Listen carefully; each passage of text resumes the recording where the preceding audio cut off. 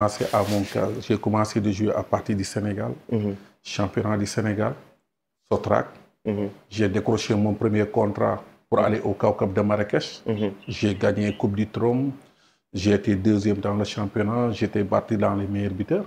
J'ai parti en Suisse aussi, Sangal. J'ai gagné aussi Coupe du Suisse. Et après Sangal, j'ai parti en Turquie, Istanbul Sport. C'était une équipe qui a trop, mais j'ai fait des résultats là-bas. J'ai quitté et parti en Norvège. En Norvège, j'ai fait partie des meilleurs jours aussi, norvégiens là-bas, en Norvège. Parce que c'était un pays qui a fait et tout ça. J'ai joué 2 clubs, Vålerenga et Lillestrøm. Après là, j'ai parti en Allemagne, j'ai joué à Duisbourg. Et après, en Allemagne, j'ai parti aux États-Unis. Aux États-Unis aussi, j'ai fait partie des meilleurs buteurs de cette histoire. Être MVP. J'ai vu la fois passer télé même... Pardon, comment il s'appelle? Il y a le TikToker Bobo, comment il s'appelle? Tourbila Faté, lui expliquer Messi. Donc, moi, j'ai fait partie des meilleurs buteurs. J'ai le record de meilleurs buteurs jusqu'à maintenant. En même temps, j'étais MVP. MVP. États-Unis aussi. États-Unis, oui. C'est États-Unis même. Il y a Saïkov qui sont passés, l'auteur Mataous. Il y a Ibrahimovic qui voulait prendre ça. Il ne peut pas, Thierry Henry et tout ça. Donc après, quand j'ai quitté là-bas, j'ai parti même à Al-Ahli Bingedis, j'ai joué là-bas en Arabie Saoudite. J'ai parti à AFK Gothenburg même. Gothenburg, c'est qui sont été Coupe d'Europe, gagné que Pofu. Oui. Donc après là, j'ai parti en Malaisie. Après en Malaisie, j'ai revenu en Afrique du Sud. J'ai gagné champion Malaisie, Coupe Malaisie. En Afrique du Sud aussi, j'ai gagné le Coupe Cola Cola avec les Chris Kotongo, les Zambiens, toute cette génération. J'ai joué là-bas. Et après là, j'ai revenu ici au Sénégal. Après, j'étais en Nantes, j'ai joué dans le Butu Soko, comme en tant que joueur, être un finaliste. Après, j'ai beaucoup de même génération. Ngala, oui, c'était en Durban. On est jusqu'au final. Après, on est parti jusqu'au quart de finale Coupe du Monde en Brésil. Et après, quand j'ai venu, j'ai arrêté. Et après, je suis un peu l'entraîneur de l'équipe nationale de Butu de club. En tant qu'attaquant, qu'est-ce finir meilleur buteur d'une saison, de double but, qu'est-ce que en tant qu'attaquant? Ok, déjà, d'abord, comme je voulais expliquer cette histoire au niveau de l'équipe nationale du Sénégal, dafa am benn affaire. Déjà, d'abord, j'étais quelqu'un qui a ça, l'équipe nationale du Sénégal, dama doon wax né si tu joues 2 matchs comme en tant qu'attaquant Dougolo, peut-être duñ la sélection, ils vont pas te sélectionner. Tu sais qu'à l'époque, les sélections c'était très difficile parce qu'il n'y avait pas de matchs amicaux. Il y avait plus que 2 matchs de compétition. Donc, si tu viens en équipe nationale, si tu joues 2 matchs, 3 matchs, tu ne marques pas, c'est sûr que pour un match prochain, il ne t'appelle pas. Et donc, en équipe nationale, je faisais le maximum. Chaque match, je marque, ou sinon, chaque 2 matchs, je marque. Après, là, moi, je le truc attaquant, parce que je savais que j'étais très costaud. J'étais très rapide. Et je m'entraînais toujours physiquement. Mohamed, photo Abdoulaye Mamadou Diallo, équipe nationale, vous pouvez dire. Physique, puissance aussi, j'avais une puissance. Je pense que photo B, c'était Mbaye Badji et Aliou Cissé, l'entraîneur. C'était son premier match. Le premier match d'Aliou Cissé contre Côte d'Ivoire. On vous a gagné ici 3-0. C'était en quelle année? C'est 80...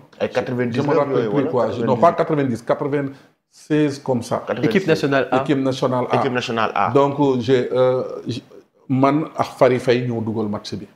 Donc, li ma mayoon puissance bi, dama amoon puissance. J'avais vraiment puissance. Et dama ko doon imposer. Moi, je demande en profondeur. Beaucoup. Et ba pare, balaa ma doon gën a kontaan, ma ne moom laay wax sama doom yi ma ne leen tey jii bu ma dañ teel a juddu mais si j'étais là à ce moment-là on savait qu'on va marquer plus que de buts parce qu'aujourd'hui il y a le jeu mais joueurs yi duñu dem jamais en profondeur. En profondeur. Là, au niveau des espaces. Exactement. Et au niveau des espaces tu peux marquer beaucoup de buts. Donc moi je demandais plus que au niveau des espaces. Et aussi j'avais une force boo xam ne mun naa téye ballon bi songa la wala nga taxaw à 1 mètre. me pousse balaa ngay ëlbatiku fekk na dem puissance moo ma mayoon loolu nag et je travaille beaucoup en puissance. En puissance. Même aujourd'hui man bu ma daan dem defi ji test souvent. je vais faire un test dans une équipe. Sur mon premier ballon. l'entraîneur me signe un contrat. Pourquoi? Parce que c'est mon premier ballon dès que mon côté j'attaque de défenseur. pousse coup de pôle. Armée frappe. Wow. Et j'avais une bonne frappe. Force de frappe. Force de frappe. Donc tey boo gisee attaquant actuel yi. Sénégal au niveau de l'équipe nationale ku mel ni Nicolas Jackson. par exemple mi ngi football Chelsea et tout. tey ñu gis ne en équipe nationale il marque pas beaucoup de buts il a marqué que seulement un seul but. en équipe nationale tey lan moo ko manqué en équipe nationale pour que mu mën a porter équipe bi di dugal but yu bëri. Je pense que Nicolas c'est un joueur très très technique. Nicolas est différent par rapport à man tey ñuy jouer. Mais Nicolas, il doit rester concentré plus que devant le but. Devant le but. Et devant le but, pour être concentré, voilà, pour me concentrer, le moment qu'il pousse le ballon, c'est le moment qu'il doit voir le gardien. Parce que souvent, dès que tu pousses le ballon, tu cours, essaye de regarder le gardien. Parce que souvent, les gardiens redurent. Le moment qu'il redure, c'est le moment que tu tires le ballon. Et souvent, aujourd'hui, il y en a beaucoup de joueurs qui ont pour armer tirer, le gardien il sait que la personne là a armé pour tirer. Et normalement, un vrai attaquant, le moment que tire, le gardien ne doit même pas savoir qu'il a déjà armé. Dans ton cours, c'est là que tu mets le ballon. Je pense que Nicolas, il était un excellent joueur, mais il faut qu'il se concentre devant les buts. Il faut qu'il travaille devant les buts. Et aussi, des fois, il fait beaucoup d'efforts défensifs. Il récupère beaucoup de ballons. Ouais. Le moment qu'il veut venir, C'est trop tard. il est cuit. Et maintenant, il faut qu'il sache que c'est un attaquant aussi. Parce qu'on le juge, aujourd'hui, au équipe nationale, on le juge par rapport aux buts qu'il marque. Comparé tout en Europe, parce qu'en Europe, il y a beaucoup de joueurs qui peuvent te donner le ballon et l'Europe, le jeu est ouvert. Mais en Afrique, le jeu n'est pas ouvert. Le jeu est très fermé. Donc, comme le jeu est très fermé, l'effort qu'il fait derrière, c'est l'effort-là qui le fatigue avant d'arriver. Avant d'arriver, des fois, c'est ça qu'il arrive pour mourir le ballon. Nous avons Ismaïla Sarr aussi, d'ailleurs, ce week-end avec son équipe. Mais aujourd'hui, c'est un joueur aussi en équipe nationale. Parce qu'il y a une pointe de vitesse extraordinaire. Mais parfois aussi, gagner, Ismaïla double trop ses responsabilités devant les buts. Il ne marque pas beaucoup de buts. Tu sais, Ismaïla, je pense que l'erreur que j'ai vu que mon commence à rectifier. Ismaïla, toujours de faire yakaron si vitesse. Mais même cette vitesse, boko yakaré, nga jël ballon daw, il faut couper. Problème moy du won couper. Couper di dugg ci biir. Couper di dugg ci biir. Mais même aussi timit bu dawé défenseur bi ni ba jitu ko touti dafa wara couper nek ci kanamam. Xawma da sétane nga match bi passé. Amna bi muy duggal dafa pousse. bi mu poussé dafa couper. Parce que bu fekkee ne dañuy dawandoo nii. loo pousse li kii bu defee nii. am na temps pour jël ballon bi. même loo ko jiitu. même si tu cours rapide tu cours comme ça. après il dagg la cour bu dagg course fii mun na jël ballon bi. moo tax boo koy dépassé nii rek.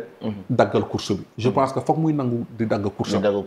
parce que dagg course am boobu moo koy dimbali. ba pare léeg-léeg aussi tamit bu songee mu jéem a jouer 1-2. parce que Ismaïla aussi son force. Vitesse là. Maintenant, il faut qu'il joue 1-2 pour dem di dagg course. Je pense que beaucoup de faire il peut avoir marqué beaucoup de buts aussi. Exactement. En tout cas, c'est très clair.